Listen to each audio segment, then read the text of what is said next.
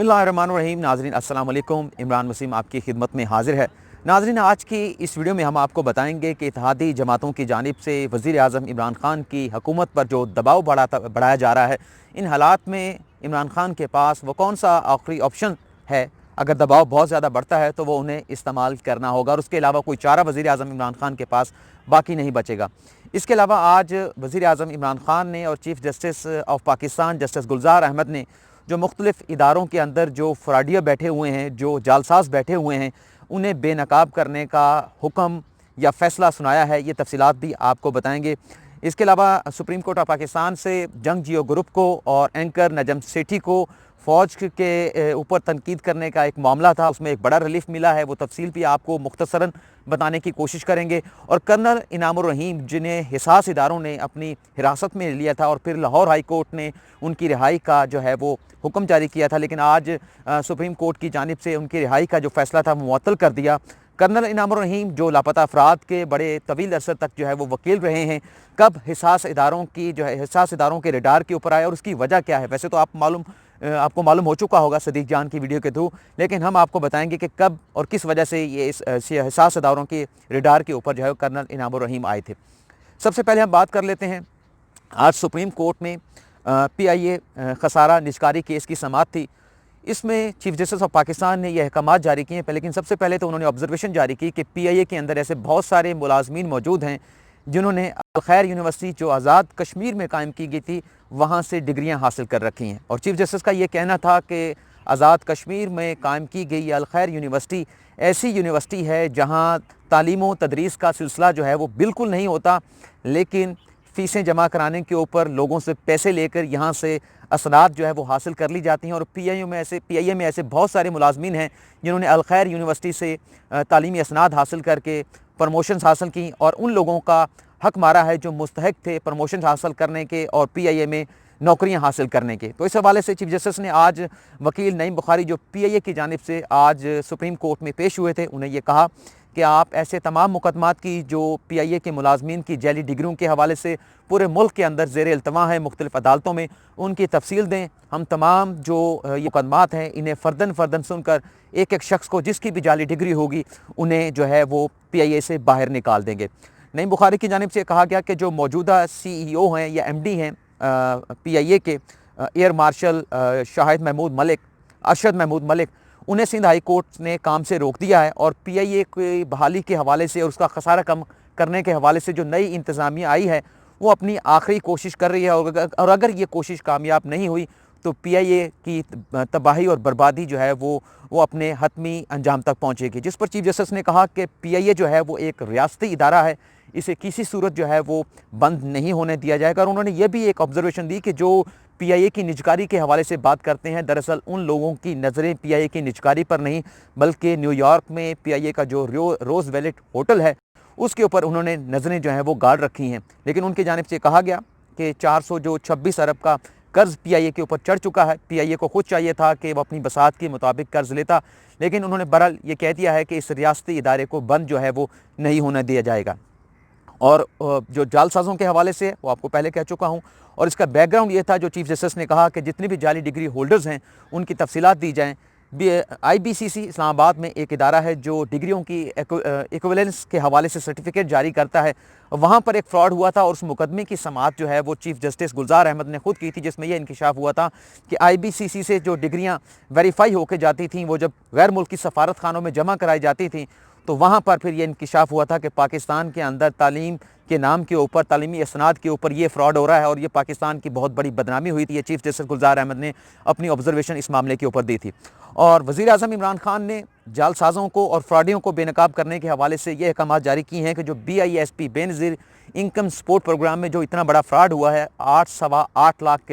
के करीब लोग जो है वो इसमें सामने आए हैं जिनके रोज़गार का सिलसिला भी ठीक है, जो मुस्तहक नहीं थे लेकिन BISP के प्रोग्राम से जो है वो मुस्तफ़ीद हो रहे थे। तो इसमें काफ़ी सारे हज़ारों की तादाद में सरकारी मुलाजमीन भी मौजूद थे। लेकिन आज वज़ीर आज़म इमरान ख़ान ने इस मामले का नोटिस लेते हुए ये अहकामात जारी किए हैं कि जितने भी सरकारी मुलाजमीन जो सरकारी नौकरियों से पर होने की वजह से तनख्वाहें भी ले रहे थे और बेनज़ीर इनकम सपोर्ट प्रोग्राम का वजीफ़ा भी हासिल कर रहे थे, जो कि गरीबों का हक़ था, गरीबों के लिए ये प्रोग्राम शुरू किया गया था। उन तमाम लोगों के नाम जो है वो पब्लिक किए जाएँ, आवाम को बताया जाए, उन्हें बेनकाब किया जाए और उनके ख़िलाफ़ जो है वो कानूनी चाराजोई भी की जाए कि किस तरह से उन्होंने सरकारी नौकरियां होते हुए अपने आप को गरीब ज़ाहिर किया, अपने आप को मुस्तहिक ज़ाहिर किया और बेनज़ीर इनकम सपोर्ट प्रोग्राम के कार्ड्स हासिल करके गरीबों का पैसा जो है वो वहाँ से हासिल करते रहे। तो ये दो बड़े अहम फ़ैसले चीफ़ जस्टिस ऑफ पाकिस्तान और वज़ीर आज़म इमरान खान की जानिब से किए गए हैं। अब बात कर लेते हैं इत्तेहादियों के दबाव की जानिब से।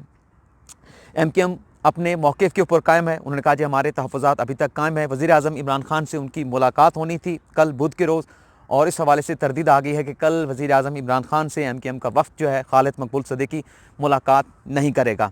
बलूचिस्तान नेशनल पार्टी मैंगल की जानिब से भी इसी किस्म के तहफ़्फ़ुज़ात हैं। GDA उनकी जानिब से तहफ़्फ़ुज़ात सामने आ रहे हैं और जो मुस्लिम लीग काफ है उसकी जानिब से भी कहा जा रहा है कि उनके साथ भी तहरीरी मुआहदा हुआ था, लेकिन पाकिस्तान तहरीक इंसाफ ने वो अपना मुआहदा पूरा नहीं किया और जो भी फ़ैसले हुकूमत में किए जाते हैं उसमें इत्तेहादी जमातों को जो है वो एतमाद में नहीं लिया जाता। गो के वज़ीर आज़म इमरान खान ने टास्क दे दिया है जहांगीर तरीन को, असद उमर को भी दिया था, परवेज़ खट्टक को भी दिया और दीगर अपनी पार्टी के लोगों को ये टास्क दिया है कि जितने भी इत्तेहादी हैं उनके तहफ़्फ़ुज़ात दूर किए जाएँ और डेवलपमेंट फ़ंड्स का अगर मामला है तो उस हवाले से भी उनके जो जायज़ मुतालबात हैं वो पूरे होने चाहिए। लेकिन नाज़रीन देखने में यह आ रहा है कि जैसे मैंने कल रात आपको बताया था कि MKM के जितने भी इत्तेहादी जमातें हैं इनके तहफ़्फ़ुज़ात जितने मर्ज़ी दूर कर लिए जाएँ ये दूर ना हो पाएंगे, क्योंकि अल्टीमेटली इन्होंने हुकूमत से जो है वो अलग होना ही होना है और उसकी वजह यह है मफादात का जिसे टकराव कहते हैं कि अगर हुकूमत के साथ चिपटे रहेंगे तो इनका अपना जो सियासी वजूद है उसको ख़तरात लाहक जो है वो हो जाएंगे। तो इसलिए अगर दबाव बहुत ज़्यादा बढ़ता है इनकी जानिब से और ज़ाहिर सी बात है कि जब दबाव बहुत ज़्यादा बढ़ेगा तो जो गवर्नेंस के जो इश्यूज़ हैं वो भी पैदा होंगे और इस वक्त जो मौशियत के हवाले से अगर हम बात करें जो हुकूमत की मुआशी टीम है उसका हदफ भी यही है कि जो IMF के जो अहदाफ हैं उन्हें हासिल किया जाए, जबकि लोगों की जानिब से ये शिकायत की जा रही हैं कि ख़ास तौर पर बिजली और गैस के बिलों के हवाले से कि उनका 1000 रुपये का बिल होता है और वहाँ पर 1500 से 2000 या 2500 रुपये तक जो फ्यूल एडजस्टमेंट चार्जेस की मद में उनसे वसूल किए जा रहे हैं। तो इस पर बहुत ज़्यादा जो है वो तहफ़्फ़ुज़ात अवाम की जानिब से सामने आए और वज़ीर आज़म इमरान खान को ये रिपोर्ट भी पेश कर दी गई है कि जो मुआशी पॉलिसियाँ हैं उनकी मुआशी टीम की उसको लेकर अवाम में बहुत ज़्यादा जो है वो इज़्तिराब जो है वो पाया जाता है। अब इमरान खान पर अगर बहुत ज़्यादा दबाव बढ़ता है और ये इत्तेहादी जमातें यकीन दहाने के बावजूद, रिलीफ के बावजूद भी अगर जो है वो राज़ी नहीं होती, पर वज़ीर आज़म इमरान खान के पास आखिरी ऑप्शन यही होगा कि आवाम के पास जाएँ, आवाम की जो मुश्किलात हैं उनमें आसानियाँ पैदा करें और अगर फिर भी नाकाम नहीं बनता, इन इत्तेहादी जमातों के इसी तरह के तहफ़्फ़ुज़ात सामने रहते हैं तो फिर इलेक्शन जो है वो आखिरी हल होगा, आखिरी ऑप्शन होगा वज़ीर आज़म इमरान खान के पास। लेकिन जो आज सुप्रीम कोर्ट का मामला था, आपको मालूम होगा कि 25 जनवरी 2017 को मुनीब फ़ारूक ने और नजम सेठी ने एक प्रोग्राम किया था जिसमें साबिक आर्मी चीफ जनरल राहील शरीफ को रिटायरमेंट के बाद जो 868 कनाल जो अराज़ी अलॉट हुई थी उन्हें मिलती है, हर जनरल को मिलती है, हर आर्मी चीफ को मिलती है रिटायरमेंट के बाद, उस पर बहुत ज़्यादा सवालात उठाए गए थे कि क्या ये जो इतनी बड़ी ज़मीन का खित्ता साबिक आर्मी चीफ को दिया जा रहा है ये क्या ज़ाब्ते के तहत है या ज़ाब्ते के ख़िलाफ़ है। तो पूरी इसमें डिस्कशन हुई थी। ये प्रोग्राम होने के बाद मुल्क भर में नजम सेठी के ख़िलाफ़, मुनीब फ़ारूक के ख़िलाफ़ और जंग ग्रुप के ख़िलाफ़ जो है वह मुख्तलिफ़ थानों में, मुख्तलिफ़ पुलिस स्टेशन में FIR का इंदराज जो है वो कराया गया था और बहुत सारे मामला जो खैबर पख्तूनख्वा में थे या सिंध में थे, पंजाब में थे या बलूचिस्तान में थे, वहाँ पर स्टे ऑर्डर जो है वो हासिल कर लिए गए थे इन FIR के ख़िलाफ़। लेकिन अब मामला बचा था खैबर पख्तूनख्वा के हवाले से, तो वहाँ पर ये कोशिश की गई जंग ग्रुप की जानिब से, नजम सेठी की जानिब से कि इस FIR को जो है वो क्वैश कराया जा सके और उसमें उनका मुद्दा यही था, कहना यही था जंग और जियो ग्रुप की जानिब से कि कोई ऐसी बात उनके प्रोग्राम में मुनीब फ़ारूक और नजम सेठी के प्रोग्राम में आपस की बात में जिससे फ़ौज की तज़लील की गई हो। और आज सुप्रीम कोर्ट में ये मुकदमा था कि इन FIRों को क्वैश किया जाए, इन FIRों को ख़त्म किया जाए। लेकिन सुप्रीम कोर्ट ने इन FIRों को क्वैश करने का तो हुक्म नहीं दिया, लेकिन फ़िलहाल इन FIR जो कि दर्ज हो चुकी हैं इन पर कार्रवाई रोक दी है और जिन लोगों ने ये FIR दर्ज कराई थी खैबर पख्तूनख्वा में उन्हें नोटिस जो है वो जारी कर दिए गए हैं। कर्नल इनाम उर रहीम की बात कर लेते हैं। आज सुप्रीम कोर्ट में समाअत थी, लाहौर हाई कोर्ट ने तो उन्हें रिहा करने का हुक्म दे दिया था आज सुप्रीम कोर्ट में अटॉर्नी जनरल की जानिब से ये अदालत को बताया गया कि कर्नल इनाम उर रहीम के हवाले से सिक्योरिटी इदारों को, हिसास इदारों को ये मालूमात मिली हैं कि वो जासूसी का काम करते थे और उसके साथ साथ उनके जो लैपटॉप है जो उनसे बरामद हुआ है उससे कुछ ऐसी मालूमात जो पाकिस्तान के एटमी प्रोग्राम के हवाले से है, पाक फ़ौज के हवाले से है, वो आगे ट्रांसमिट की गई हैं, यानी कि आगे ट्रांसफ़र कर दी गई हैं। ये एक बहुत बड़ा इंकिशाफ हुआ है। नाज़रीन, आपको मालूम होगा कि जब सुप्रीम कोर्ट में आर्मी चीफ की तौसीक़ के हवाले से मुकदमा चल रहा था तो कमरा अदालत में कर्नल इनाम उर रहीम जो कि लापता अफराद के वकील रह चुके हैं और बहुत अरसे से फ़ौज भी उन्हें जानती है, फ़ौज में सर्व भी कर चुके हैं, रिटायर्ड कर्नल है, तो उनके वकील हुआ करते थे। तो लेकिन जब ये मुकदमा सुप्रीम कोर्ट में चला आर्मी चीफ की एक्सटेंशन के हवाले से, तो कर्नल इनाम उर रहीम ने एक किताब जो कि आर्मी के लॉज के हवाले से थी वो अदालत में पेश की थी और उसमें वहाँ पर आर्मी के डिफेंस के अस्करी इदारों के लोग मौजूद थे। तो वह हैरान हुए थे कि ये किताब तो अटॉर्नी जनरल ने अदालत को पेश करनी थी, आखिर कर्नल इनाम उर रहीम को ऐसी क्या जल्दी थी जो उन्होंने खुद से जाकर ये किताब जो है वो कमरा अदालत में पेश की। और नाज़रीन, आपको मालूम होगा जिस तरह से मुकदमा ये समाअत के लिए मुकर्रर हुआ था, इस मामले को लेकर अस्करी इदारे और हिसास इदारों ने बहुत ज़्यादा इन्वेस्टिगेशन की, क्योंकि जब ये मामला सुप्रीम कोर्ट में चल रहा था तो भारत के अंदर जो ट्रांसमिशन की जा रही थी वो यही थी कि जनरल जो आर्मी चीफ हैं जनरल कमर जावेद बाजवा वो आज गए कल गए। तो इस तरह की मैराथन ट्रांसमिशन वहाँ पर चलती रही और उन्होंने पूरी तवक्को लगा रखी थी कि सुप्रीम कोर्ट से फैसला इस किस्म का आएगा कि जनरल बाजवा जो हैं वो अपने ओहदे पर बरकरार नहीं रह